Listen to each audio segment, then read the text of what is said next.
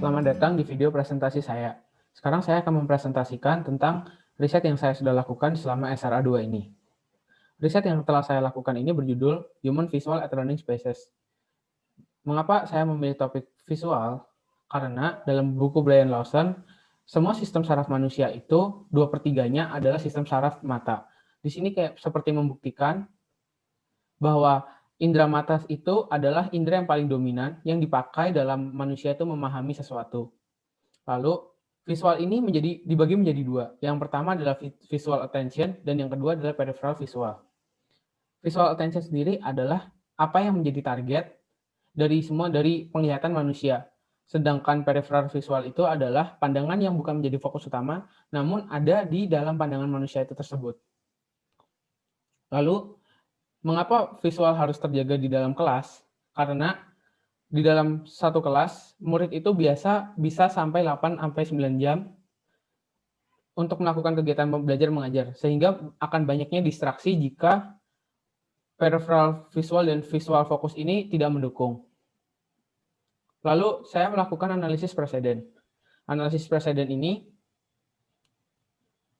membuktikan bahwa visual dari murid itu harus sangat terjaga dengan memikirkan segala aspek visual, maupun dari visual fokus dan peripheral visual. Dan supaya juga mengurangi distraksi, sehingga kegiatan belajar mengajar dapat lebih efektif.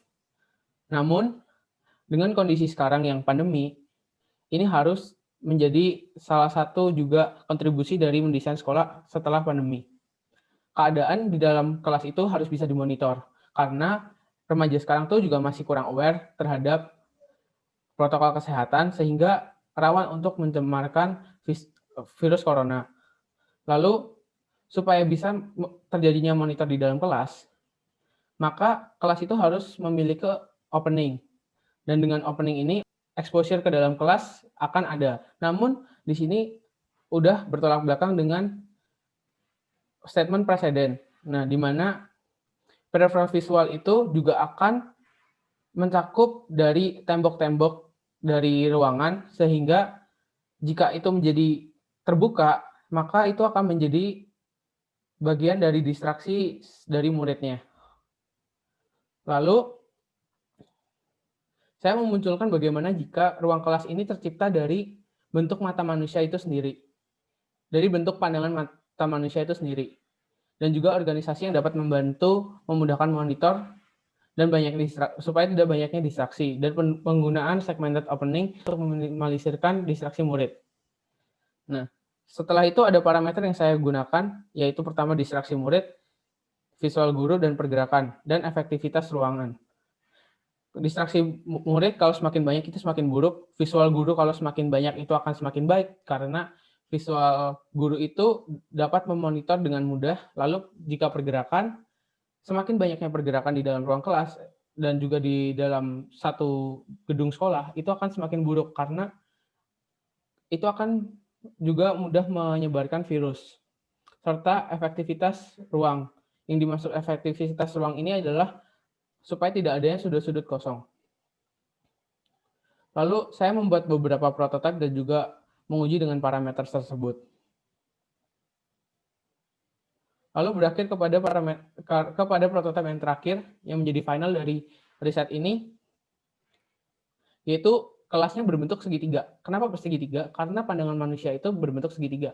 Walaupun pandangan manusia itu berbentuk 122 derajat, tapi segitiga yang saya pakai di sini adalah 90 derajat.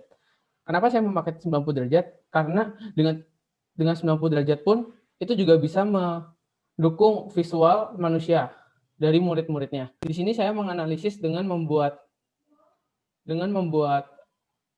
3D dan juga akan dirender seperti mata manusia. Di sini sudah kelihatan mana yang menjadi kelihatan dan mana yang tidak kelihatan di pandangan manusia jika itu lurus. Nah, bagaimana dengan masalah untuk pemonitoran? Pemonitoran di sini saya menggunakan Studio iSoffice untuk membantu saya dalam membuat dan meletakkan ruangan-ruangan. Di mana Studio iSoffice ini akan memperlihatkan bagian mana sih yang kelihatan dari satu titik tertentu. Lalu juga segmented transparent wall di sini ini akan mengurangi bukaan sehingga visual murid ini juga terbatasi oleh tembok-tembok yang solid. Berikut ada hero image yang saya telah buat. Setelah ini ada hero image yang saya telah buat untuk mendefinisikan sekolah yang saya udah risetkan. Sekian presentasi saya, terima kasih.